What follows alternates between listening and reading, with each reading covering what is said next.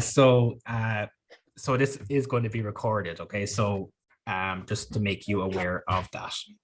And we will hopefully have space for questions and answers afterwards. So if you have questions, we can leave them to the end, or if not, I'll have my contact details there so you can give me a shout personally, one-to-one. Okay. Perfect. So my job in the for Nurturing Bright Futures was to help in the creation of Module 5. So Module 5 in the Nurturing Bright Futures is really the kind of the introduction to the realities of university life, while the other modules may be looking at things around accommodation, the skill sets to transfer into an academic setting, getting involved in community, or even creating things like SMART goals. Module 5 is really to look into the things of saying resilience, one's health, and financial health. So the university life, or for a student's life, finances plays a pivotal role in the progression, the retention, but also the experience that one has in their time in university, or in further or higher education, but also in life. So these modules were kind of literally, we're taught out how to best support a student in their journey, be it from 1 year, if it's a master course, or even for doing a full-on degree. But how would those skill sets be able to set them up for afterwards? So things around introduction of realities, having those hard posed questions, and showcasing what the realities of university life is. While obviously there's perceptions out there what it may look like, but what is it actually going to be like? Because a lot of people have perceptions of what it's going to be. Things around settling into first year, working with their peer support workers, or the resources or the supports there, and how to reach out. And then kind of more with my 5, 3, and 5 kind of managing money. So I'm sorry, I'll just ask if anybody's there just to go on mute if it's possible. It's just, I have my earphones in and it's I can hear everything. So 5, 3, and 4 part of that is around managing money as becoming a student, preparing budgets, preparing a plan, a strategic plan on that, working and studying from home, and then that coming into, say, working as an independent student, and onwards, and how to look after one's well-being. So they're the modules in Module 5, or the sub-modules in it, and they're very, very useful, and I'll be going into them here now. So actually, what I'll do it at the, yeah, I could do it now. So I'm just going to share my screen. A new share. So this, as Carol was saying earlier, has been, you can all see that web page, can you? We can, yeah. Great. So as Carol was saying, is that it's been revamped, and it's been giving a new lease of life. While the other was very, very good at interactive, this is way more accessible, and it allows for students to really know and to get into it. So obviously we have Module 5, which is our module here. So obviously once you're registered and enrolled in it, it will give you the synopsis of it. So it's very, very interactive. It's very, very straightforward, and it's very, it's not overwhelming to a sense, but it allows students to, and even guidance counselors, to get a basic introduction of what the realities there are, while being true to it. We can also go into the pages. Sorry, the modules of it, and go into specific ones then. We do later on is that he's just showing us the instructions as to how to follow it, and then we give it to you, and then you look at So even with, say, settling in the first year, how to prepare a budget, we'll go into how to prepare a budget.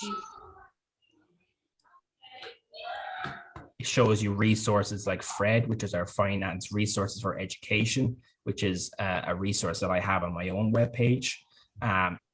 Budgeting worksheets, spending planners, and constructed worksheets for you as guidance counselors to work with your students with nominate or with titles for the budget, so you don't have to think of what they're going to have. So these are the general costs that you don't have to kind of say, oh, what will you be spending? No, these are the things that they will be spending things on. Things around food, at home, at college, nights out, traveling, college costs, fees, personal expenses, while things we don't think of them on the offhand, they're all included on these worksheets. So it allows students to know, okay, actually, this is an expense that you are going to have, and this is an income source that you may be able to get. So it allows them to explore, allows them to think, and allows them to set them in the realities of what is up and coming. So all these resources are on the Nurturing Bright Futures page, and they're really laid out in a way that is supportive for the guidance counselor, but also for the students. So it gives them a good introduction to money management and financial literacy in higher education. So that's that. So now I'm going to go back into my slides. So that's just the kind of the module in itself. And it's good to play around with it and to go in and out of modules. So, but for myself, in generally, like I live by this quote, and it's you must spend money to make money. We hear it in different terms in different cultures, but it goes all the way back to Titus Maccius Platus. And Titus Platus was a philosopher back in ancient Greece, I believe. But basically, Titus Platus means Bigfoot. He had big feet, apparently. So, and that's where he got his name from. But he was a philosopher that was down in the classics of that time. And he has a quote of, "You must spend money to make money." Now, while education may be seen as it could be free, like in secondary school, and there is absolutely free aspects to it, say like this graduate attributes program, there's a lot of it that we don't discuss, and the things around accommodation, food costs, electricity, gas bills, even things like a TV license, but the major thing would be fees. The rent that can be. So say if Mark is obviously having students from Kilkenny and coming all the way down to Cork, they're having that discussion, and the reality of you'll be more than likely going to be paying rent. You have to spend that money to get that degree. Traveling in and out, while it may be an option, that's still money to be spent. So we need to have that to get you through your 3 or 4 degree. You need to be spending money, be able to make that money in your further career. So it's just important to hone that. And these are things that we need to be starting to have the conversation, because usually what I'm seeing is when I'm the first person to have this conversation when they come into my front door. So this is why these module is created. So but like back in module 1 and in another module like Getting the Zone sections, students and guidance counselors are kind of refreshed in how to make SMART goals, to help students to break down and create goal formation to make it easy for students, but also to have tangible and achievable goals to be formed, but also to be able to be achieved and measured.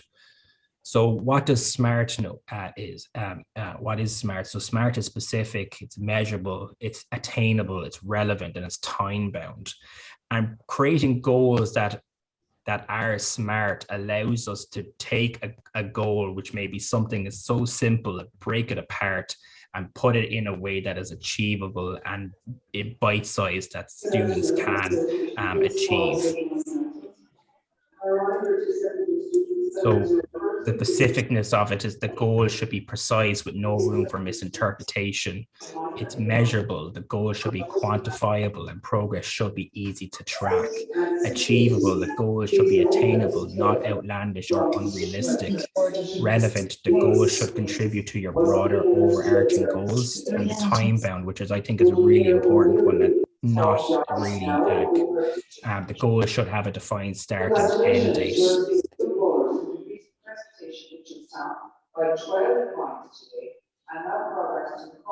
I would just remind, if anybody wants to go on mute, that'd be great. Thank you. So as an example, you know, we have weak goals and we can create SMART goals. So like a weak goal example, which I have, is I want to move out for college, which is something that you may all have. It's like, if I'm going, okay, I want to move out, I want to leave my family home and I want to travel to Dublin or Cork or Waterford or wherever you may be to go to college. That's not a SMART goal. A SMART goal example would be putting that into the 5 SMART, which would be the specificest. So obviously, to move out from college, there's a financial aspect to that. So I'll have to be to move out of college, I'd have to begin a part-time job, and I'm going to start saving and practice good budgeting skills so I can pay my accommodation up front. You know, it's measurable. I would follow the Nurturing Bright Futures and SFSA, that's my program, that's my budgeting website, to familiarize myself with up-to-date and correct funding information and tips, and make an appointment with staff if I'm stuck. It's achievable. I have saved money before. I'm reasonably good at making money stretch. I have a part-time job arranged and can put €50 away every week. It's achievable. You know, you're putting it in place. It's relevant. I want to be able to afford my rent without taking out a loan or asking my parents for support. I want to be independent. You know, it's relevant. That is important to me as a person. And it's time bound. And I will stick to this plan for 3 months, then reevaluate and plan my next steps. My name is Bernadette Jordan. I'm a guidance counsellor over in County Galway. I'm trying to log on for the CPD, but I don't have my membership number as I'm out with COVID at the moment. So if you can help me out in any way, that'd be great. Thanks a million. Bye-bye. Sorry, Bernadette, you might go on mute. Are you having issues accessing the CPD session now?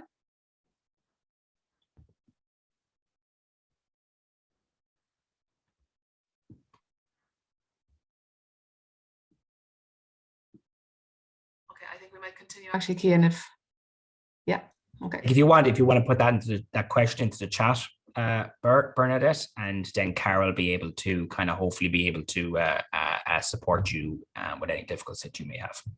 So it's creating turning a weak goal of literally of a general statement into something that can be achievable and attained, and that's something that you can be measured. And that really allows the student to say, okay, if you are hoping to move out, or if you're hoping to pay for fees or do these things, it's creating a SMART goal. So basically, when they are coming to university or wanting to get something done, is that they have a way to achieve it, rather than hopefully rocking up and just hoping for the best, which we do see a lot of. And it's important for, say, the parents as well to be involved with SMART goals, because knowledge is really power. And this goes back to it, is that depending on one's own situation, creating practical and achievable goal formation into your initial planning can really make or break a college experience in the transitions, but also in their ability to excel their potential in their academic field, but also choosing a course that is reflective of them. And what is needed for that student, you know, be it if they want to live on campus, if they want to travel in and out, teasing out potential options, the realities of what will get you there. Because college will have costs associated with it, and it's important to plan ahead and be proactive, especially now. the ever-changing landscape of higher education and Ireland in general and the EU, the plan is going to change. It's going to adjust to position, but it is good to have a plan in place so that you can guide yourself through it. And we can align these goals and this formation into a budget or into a spending plan or even a strategic plan for that. But one of the main things is knowledge is power. And I know my name is Cian Power. It's not that.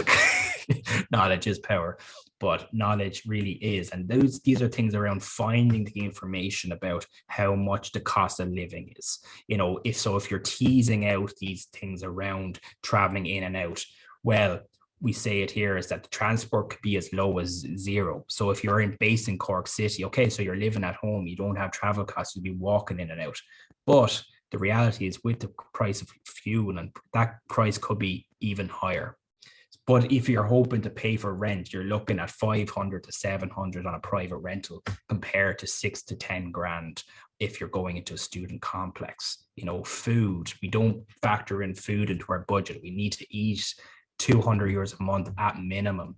Social life, we might not want to be talking about this as guidance counselors, but there's going to be a social life aspect, and that might not include alcohol, but that might include things around societies, clubs, conferences. It might be going to the cinema, going for a cup of coffee, Netflix, Spotify, Disney Plus, all these things, phone credit, whatever. It might be incorporated into a social life. All these little costs add up, and utility bills, which are going to be on the increase.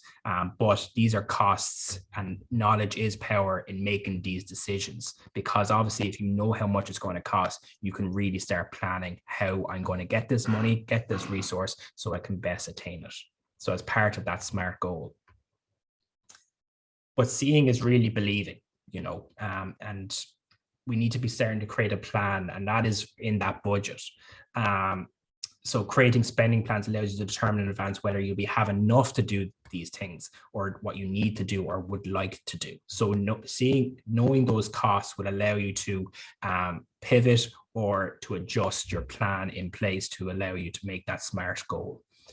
And allow us to see a situation and assess further. And it's pivotal to be acquainted with these skills, especially coming into independent living, because what I would say is, while these are your students now, they're not going to be your students in next September, because you'll be letting them off like, go fly, so let's give them the skills that they can be independent thinkers and be look after themselves.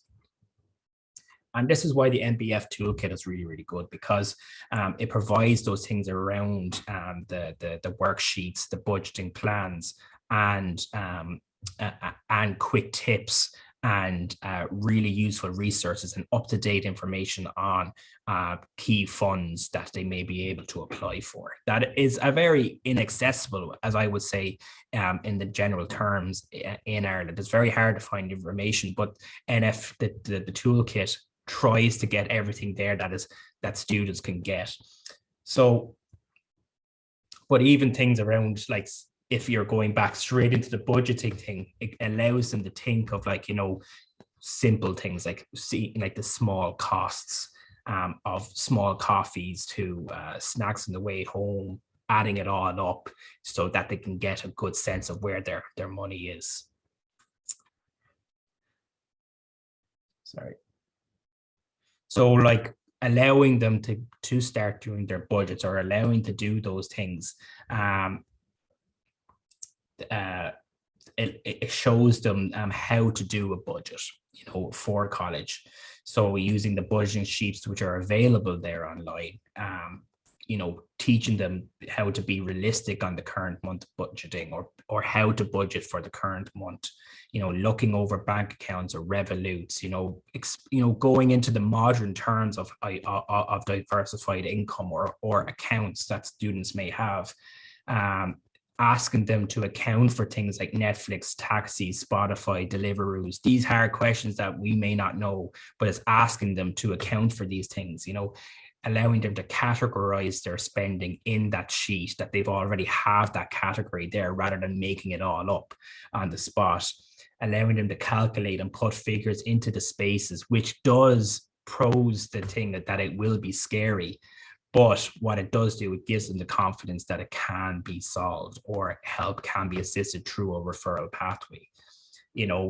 Asks them to minuses, it gives them the full process of how to do it. And depending on the outcome, it will allow you to have a financial pathway to adjust and reach your set your goals.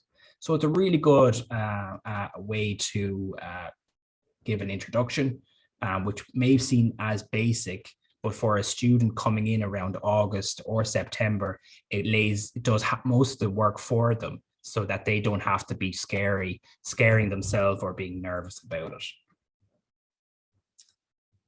But then it even goes into more scary things around even things like using a spending diary. So we even go further in it, so allowing students to use a spending diary where they can record all their money and transactions on a daily basis, challenging the student.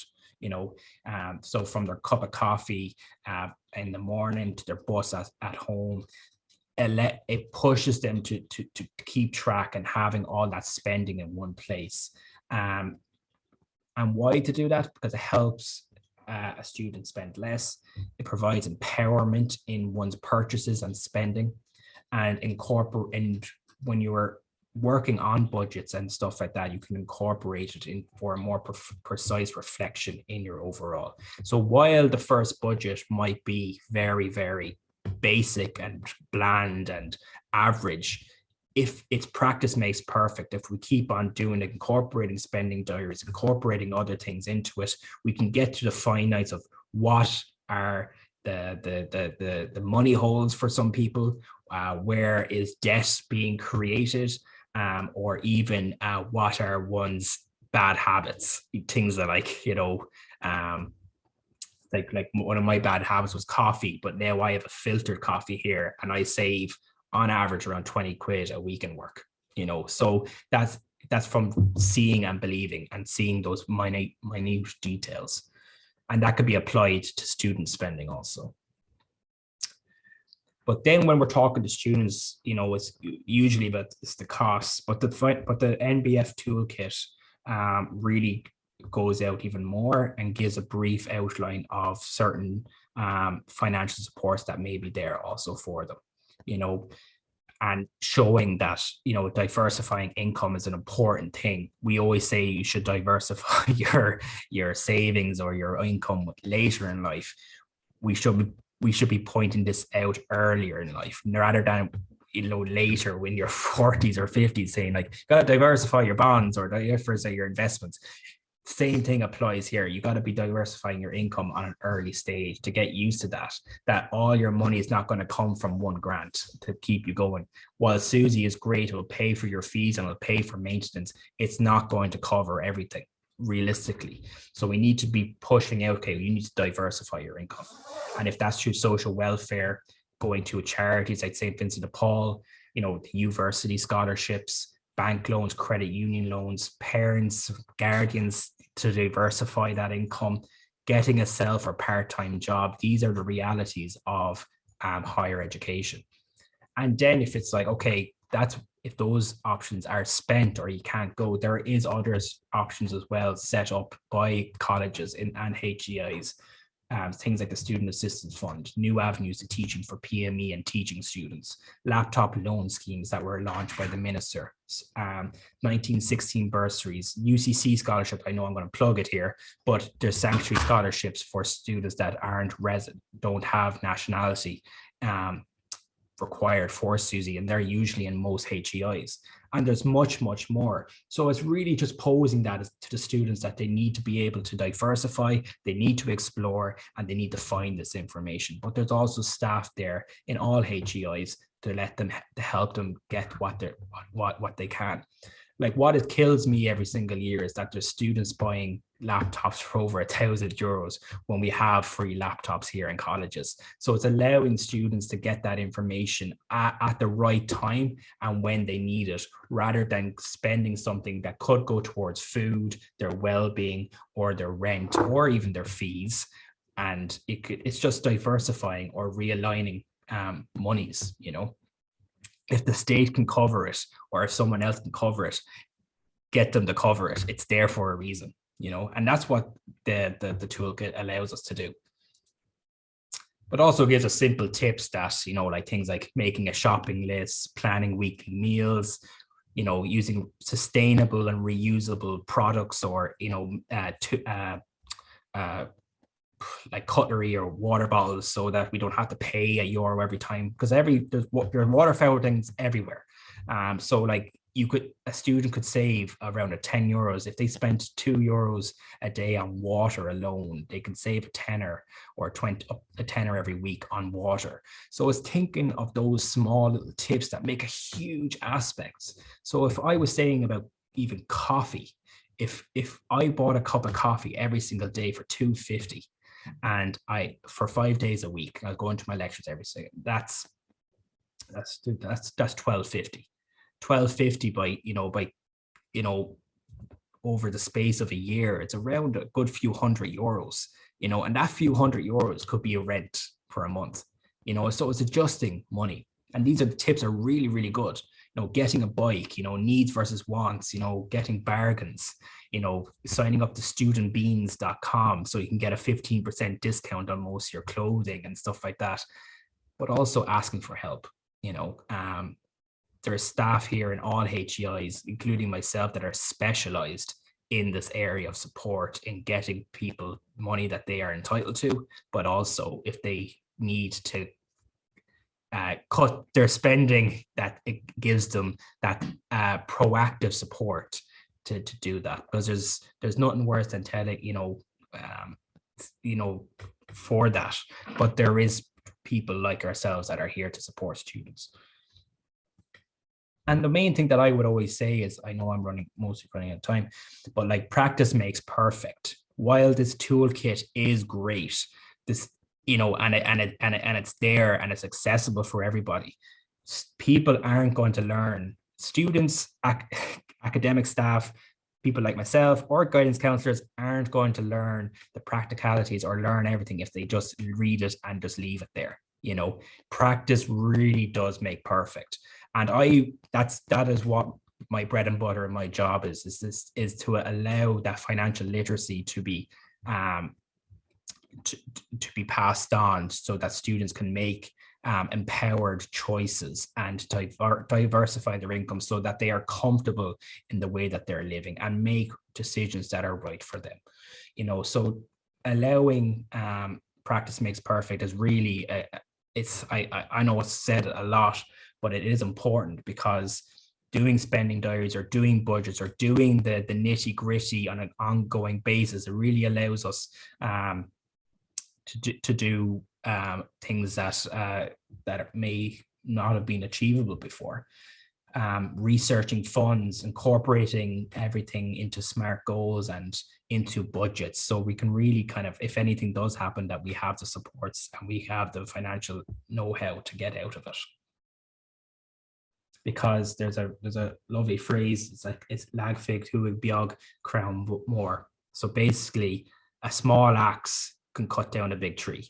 So small deeds, small little things can make something, can overcome a huge task. So it's a phrase that I love using, but like, it's simple, you know. Small actions, even if it can overcome big hurdles, you know. So it's about those small little actions. But yeah, if you want, that's really much it. It's like, that's what this toolkit is for. It's that it's not going to solve everything.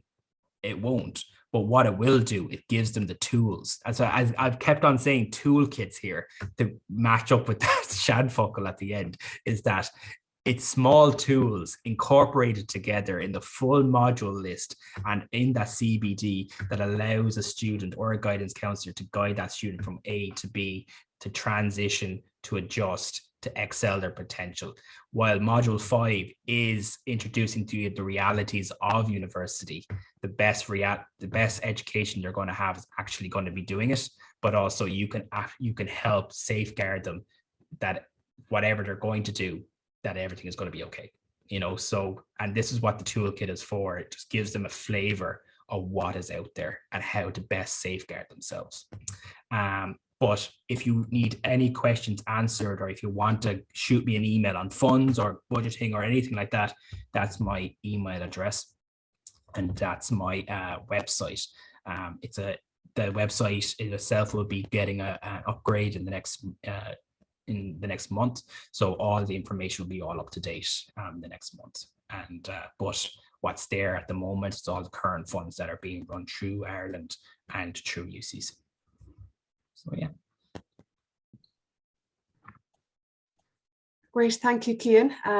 And I think that was very beneficial, not just for students. I think we all need to maybe look at the spending plan and the budget planner as well, in light of rising costs, as you were saying, particularly around utility bills. So that I think that's, there's a lot of really good tips and information there that, the guidance counsellors here today in their capacity as guidance counsellors can, potentially workshop with their students, or maybe encourage that conversation would happen at home, and that those downloadable, and just to mention that once they're fully downloaded, the worksheets are interactive, and obviously you can save that then if you type into the fields. But it might be something that students could be encouraged to print off and maybe have that conversation at home with parents or guardians or whoever might be helping them to kind of fund their college experience.